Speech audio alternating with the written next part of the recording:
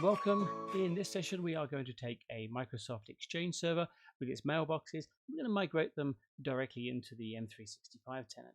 We don't have any linkages there with Azure AD or hybrid. We're just going to take the mailboxes and transition them from the on-prem server directly into M365. Now this is a great way if you've got a company that has a completely standalone Exchange environment and we want to move them to M365 with no things left behind, no hybrid links or anything to be aware of, and we can obviously decommission the Exchange server immediately afterwards. So let's go ahead and see how we might do that with the Migration Wiz console. Now in the console, we would normally just go and hit Create Project and we'd start a Mailbox project. But before I do that, there are some prereqs that you need to do on both the Microsoft Exchange server and also on the M365 tenant. So let's go ahead and do the Exchange server and the requirements there first, and we'll do the M365 one second.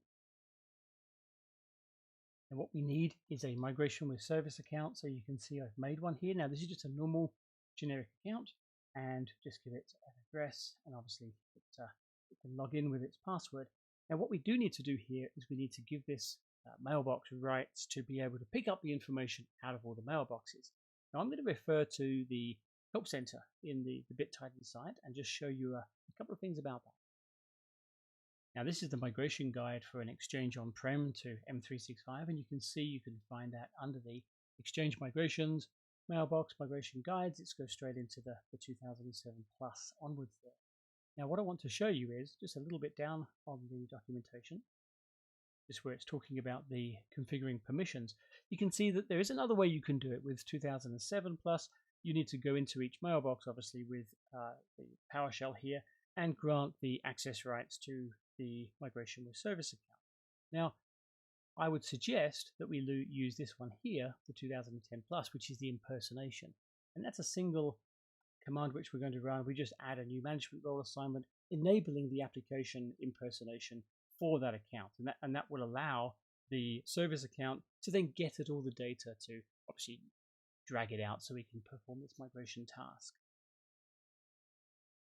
So in the Exchange server here, you can see I've just cut and pasted that command out, and I then replaced the Migration Wiz there with the actual service account we're using. So we'll then take that command, and I'm going to put that into the Exchange PowerShell, and on that, you can see very quickly it does actually apply those rights. So that is all we're going to need to do on the Exchange server for those rights. And there is a nice way to test if that has worked correctly. What you can do is you can use this tool from Microsoft, the testconnectivity.microsoft.com.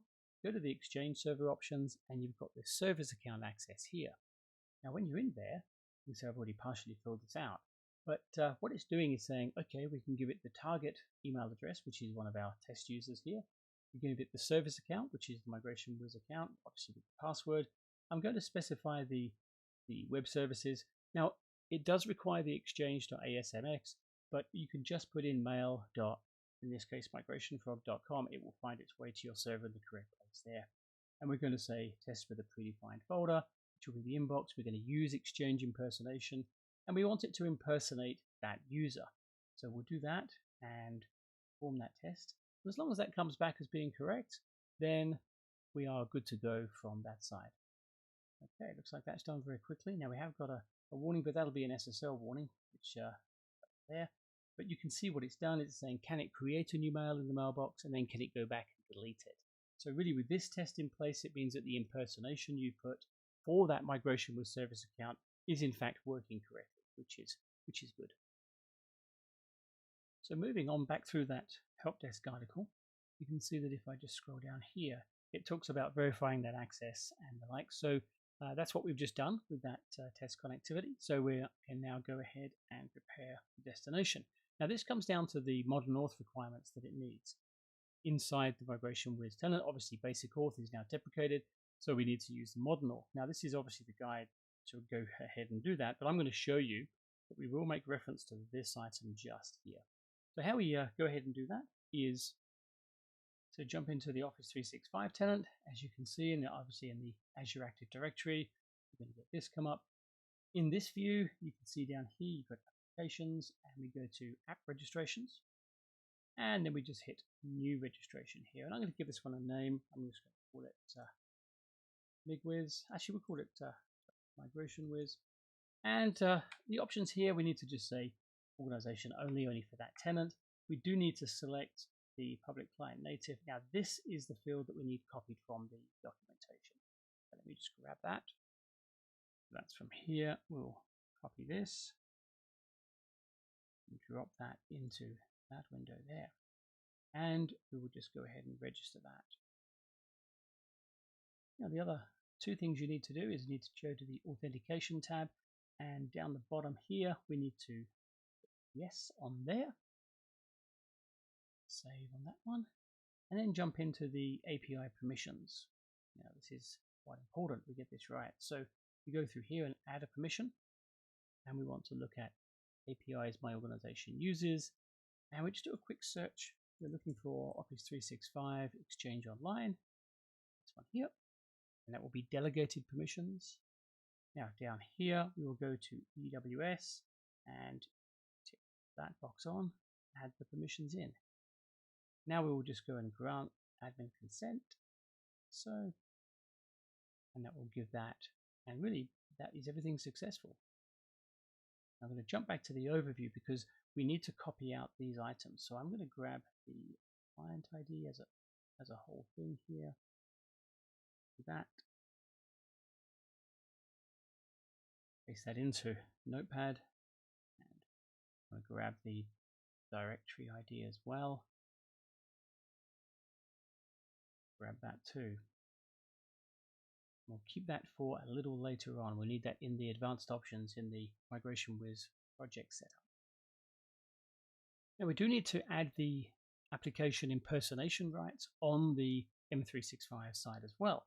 So in a very similar way to what we did with the Exchange server on-prem, we're going to grab a PowerShell window here, and we're going to connect into M365 with our normal admin account, and we're going to grant the service account access to do the application impersonation. So the first thing we want to do there is obviously create the service account inside M365. And you can see from here, I do have one. I've just called it migwiz@planium.com. That's the target account. And it does have a mailbox.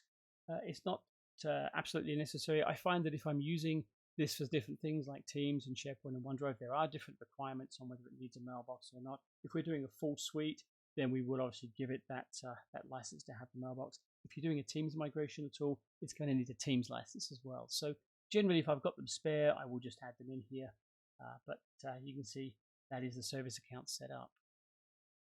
Now to connect into M365, we do need to install the Exchange Online Management commandlet base. If you haven't done that already, then you can do so with typing in this command, which is this one here. That will go ahead and install the Exchange Online Management for you. The allow club reinforce means if it does have an older version, it will actually go through and do the update for you. And you can see there. Obviously, in this example, I use that a lot. So it's obviously giving me this error here. That's totally fine to carry on with. If you haven't had it installed, it will install it fine for you. But now what I'm looking to do here is to connect Exchange Online, which will then ask us to log in. We'll go ahead and put the username there and hit next. So we'll use our password, hit sign in. It's going to give me an MFA prompt. I'll just prove that, and that will let us into that commandlet. There we go. Now the command we're going to run here is virtually identical to the on-prem one. Is this one here. So a new management role assignment, give it the role and give it the user. Now if we're looking to where that comes from, if I jump back into that help desk article, which is here, you can see there is the command which we are wanting to run. Back to the PowerShell.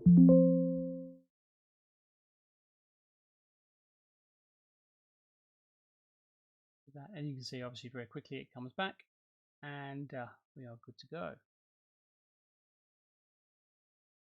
Now remembering as well that these service accounts that you have, the migration wiz at planium.com, cannot have MFA turned on. It will not work with MFA. So you need to, if you've got a conditional access policy, you're going to need to exclude it.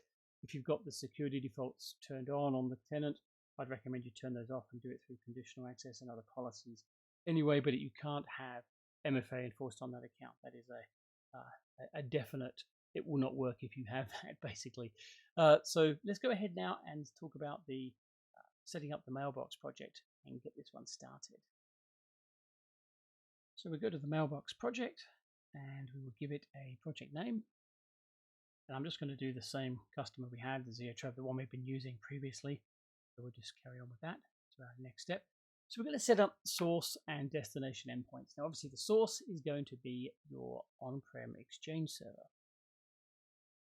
So we hit New here, and we'll name the endpoint like so. And the endpoint type is going to be Exchange Server 2003 Plus.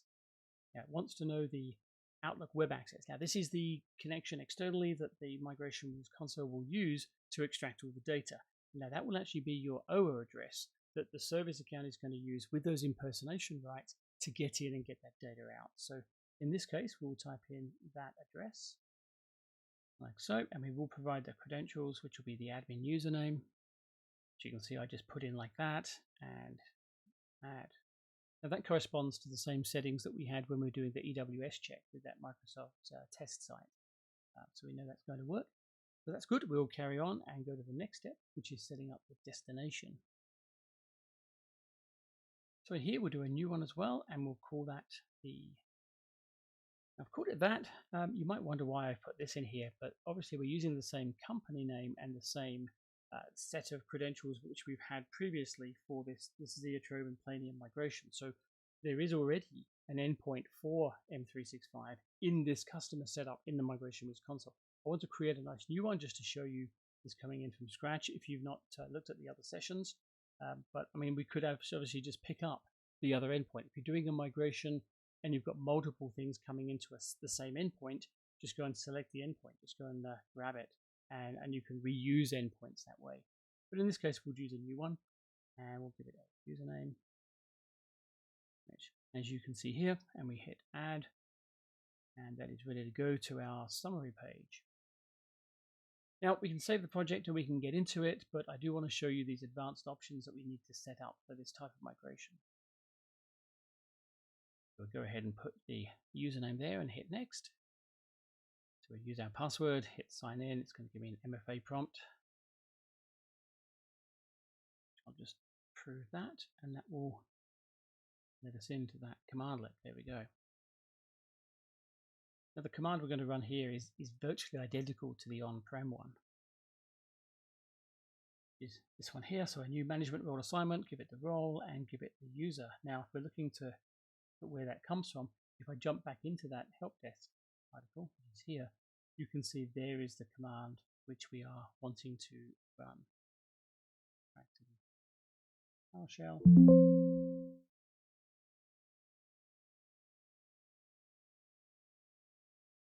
That, and you can see obviously very quickly it comes back, and we are good to go. Now remembering as well that these service accounts that you have, the migration whiz at planium.com, cannot have MFA turned on. It will not work with MFA. So you need to, if you've got a conditional access policy, you're going to need to exclude it. If you've got the security defaults turned on the tenant, I'd recommend you turn those off and do it through conditional access and other policies anyway, but you can't have MFA enforced on that account. That is a definite, it will not work if you have that, basically. So let's go ahead now and talk about the setting up the Mailbox project and get this one started.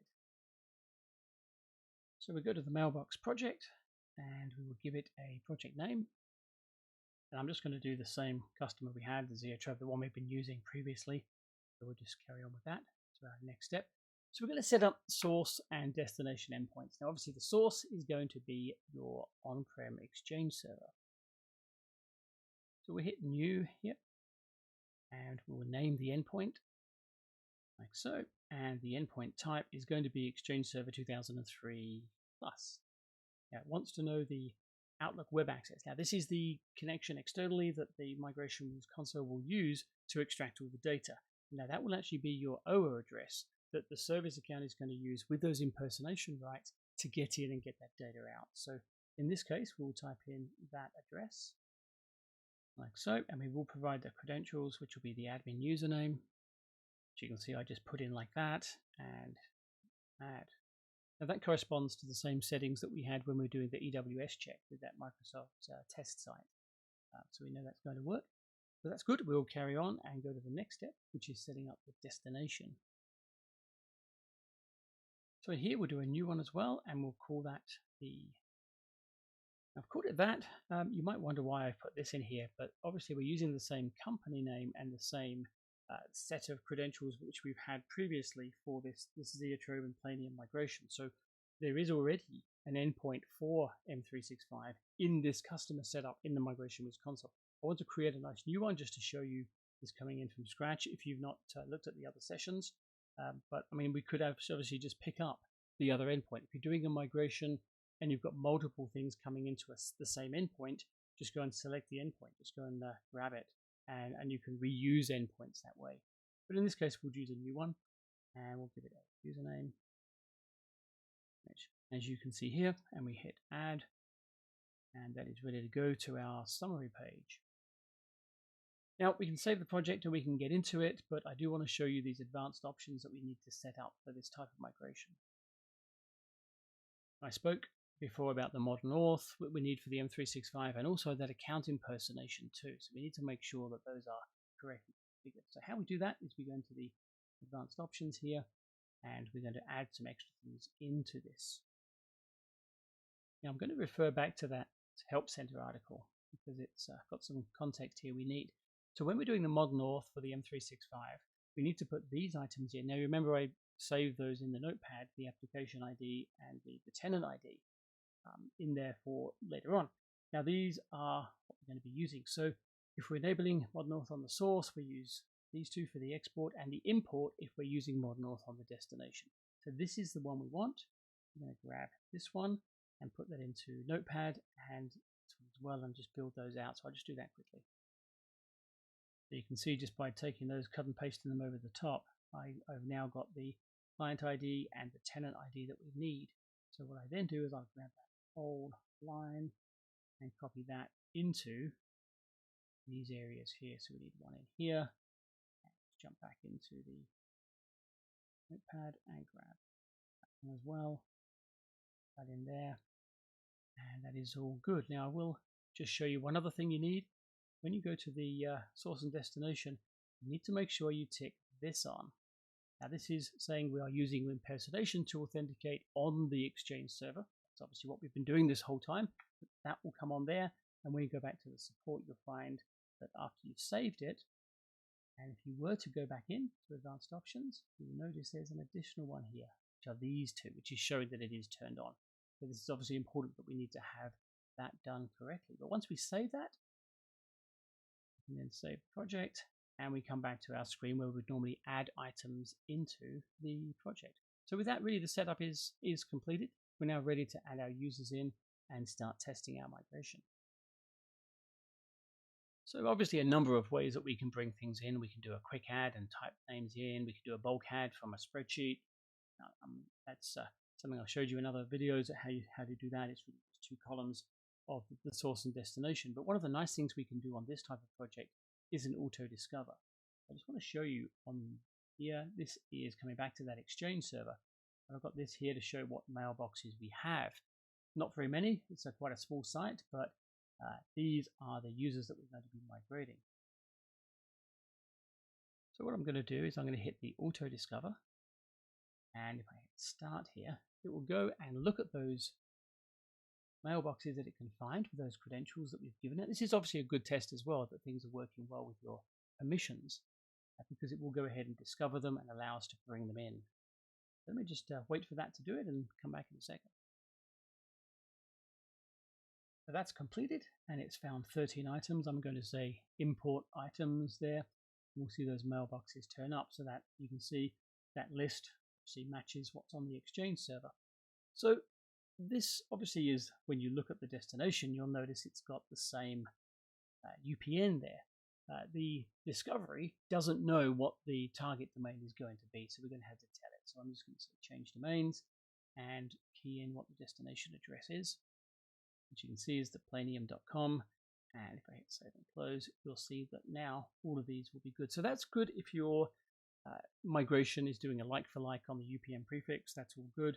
So Autodiscover is very good for that. If you've got a more complex migration where you've got people that are changing names with different HR policies, that means Bob can't be Bob anymore, he has to be Robert. You're obviously going to have a matching process there, which is why you'd have a spreadsheet and a CSV file, obviously depending on the size and what you're doing. But in this particular example, we're doing like for like on these. And obviously these mailboxes need to be live inside the M365 tenant as well. So they need to be created as users, and they need to have a license attached and a mailbox which is live. So for this example, I've taken one of these users and provisioned the mailbox for them. So let me just show you that. So here's the test case user that I want to talk about here. And if we log on as them inside the source environment and the destination environment, I just want to show you what it currently looks like. So this is looking at a workstation with her account set up there. You can see that's the inbox, so you can see that she does have mail and other things going on. So this is all good to look at as a source. And if I just drag up here, you'll see this is logged on as the Microsoft 365. This is her new account, as you can see, and it is set up with nothing in it currently. It's a blank mailbox ready to go for this migration. So I wanted to show you this because as we go through the steps, we should see mail appear in here as we do this migration in a live fashion. So you'd probably be doing this for a test user, and this is our test user in this example. But a test user is good. You can see the flows and make sure that everything is being migrated correctly and that you're happy with what's coming over. So what we'll do, the first thing is we need to tick that one there, and we'll do a start, and we're going to do verify credentials. Now what this will do is it will go ahead and connect to the source and make sure it can read everything and everything's good on that side. And then it connects to the destination and also makes sure that the credentials are good and it has the ability to write into those mailboxes and everything looks good for the migration. It's a good final test before we start to kick off the actual move of data. So we'll do that, let that actually submit. Got to go into the backend queue for migration whiz, and we'll refresh that and see what it looks like shortly. Just while we're waiting for that to go through, I do want to talk about something else when it comes to the performance of the on-prem Exchange server you have and the throttling requirements that you may need to put in, because there are throttling. Obviously, when it's doing the data, it's using that single OA connection as itself and grabbing data. So if we go back to the Help Center article and look at this policy that we can set up here for the throttling, you'll see we can disable throttling parameters completely. And that's where we create the new throttling policy and we basically take them out. We set them as null. And then we can apply that to this here. Now this says migration with. This is going to be your migration with service account that you obviously need to replace and do that. So it really does depend on the performance you've got of your Exchange server. You might have a bank of them. You could have everything done correctly in terms of getting that data out. But sometimes throttling can be an issue. So remembering that you can do this, I would suggest that you just keep an eye on it, look at the server resources and make sure you're not maxing it out as you're dragging the data from it.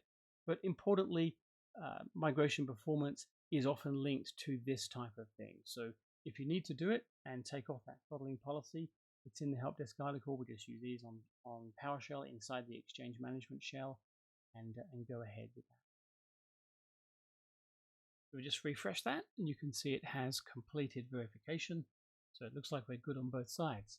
So now we're ready to start moving some data across. Now I want to talk briefly about the concept of pre-stage and full migration. If we were to take account and we hit start, you can see you've got a pre-stage. Now what pre-stage does is in a migration scenario, you might have a lot of data.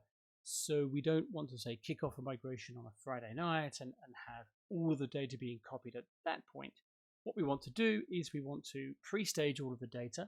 And if you've got lots of mailboxes, lots of accounts, we'd do it and say we're going to pre-stage. You can see one of the default things here is from 30 days ago. Now what that'll do is it'll pre-stage just the mail and everything from 30 days backwards, so that doesn't affect the mailboxes at all, doesn't delete anything or anything, which is good. and it will enable us to have everything pre-staged so that when we do the cutover on, say, a Friday night, we will just be copying the last 30 days of mail and all the other items in the mailbox. So the mailbox migration itself should run relatively quickly because our huge mailboxes that we've been having in the background have spent however long time you've done, maybe a couple of weeks, to get the migration up to that point, knowing then that your cutover is going to be nice and clean and tidy. So here you can see it's talking about license types. Now we haven't covered licenses yet, so this is a good opportunity to do this. You can see that it's saying that we don't have a license available to migrate Madeline's email. And I know for a fact that I have licenses in there, so really what is happening? What is going on here? So let me just jump back into the licensing structure and show you. Now if I go into here and licenses, it'll drop me into the MSP complete. And you'll see that I do in fact have these user migration bundles which were purchased to enable us to do mailbox migrations. Now the mailbox license itself, the core one, which just does mailboxes, we haven't purchased. We've done the UMB license instead. So what we need to do is we need to tell the system that we want to use a UMB license. That then makes a tag on that user. We can then use it for things like the deployment pro, the documents, and the other things that the user migration bundle can do, not just the mailbox. Now how we go ahead and do that is go back to our console. With this one tagged, we will say apply licenses, and we'll apply that user migration bundle license to Madeline's account. You can see we have 15 of them. It'll go down to 14. We'll hit apply, and it'll take a few minutes, but it will show up in here as being a yes. So that really is our tag to say we want to use the UMB bundle on this account. Now when that shows up for that customer in the back end, which is why we have the customer settings, what it will do is then allow us to use things like deployment pro and what have you from this UPN because it ties that license in accordingly. You can see after a refresh, we've got a yes there. So now if I go and hit restage, that error will be gone and it will tell us that it will be consuming one of the UMB licenses. You can see here the pre-stage, this is all good. We have our 30 days. We can schedule it to start at a particular time if we want to, but I'm just going to kick this one off now and say go ahead and pre-stage this mailbox with everything 30 days and older for mail. So I'm just going to start and let that one go through. And when we drop back in here, you can see that the pre-stage is now completed. So we are ready for whenever we need to perform the full migration and cut her over completely. I will just bring up the mailboxes though so you can have a look at this. This is the target mailbox on the 365 side, and you can see that it's got email data there going back to the 19th of January, which is basically 30 days ago from now, so that the pre-stage has done that effect. There aren't any items in there in terms of the calendar. So calendar here, you can see there's nothing there, and also no contacts because obviously the pre-stage isn't doing that. We're going to come back when we finish the migration and just show those that they have dropped in there successfully. So now what I'm going to do is just tag this one again and hit the full migration. And you can see now we've got more items opening up. So it will do all of these tasks, and it will ask us if we want to automatically schedule the migration at a particular time. We can if we want to. In this case, I'm not. I'll get it to run straight away, but we will start that now, get that in the queue, and come back once that has completed. Do another refresh here. We can see the full migration has now completed. Let's take a quick look at her mailbox on the targets. And we can see, yes, indeed, we have mail from very recently, going back to that 30 days, which it needed to catch up on. Also, let's have a look at the calendar. And yes, we have a couple of items come over there, and we should have something in the contacts. Yes, we have a contact in there as well, which is good. So really it means that her mailbox is now done. Now, if it were to happen that we needed to not cut her over at that time, and it ends up where we're going to be pausing that one, you can run another full migration, and that would then catch up anything from that point in time across onto the target mailbox. It's not going to do any duplicates. It will just copy over what is different between the two, and you are basically good to do as many of the full migrations, up to I think 10 full migrations with a standard license. So there's something to be aware of there if you're doing those. So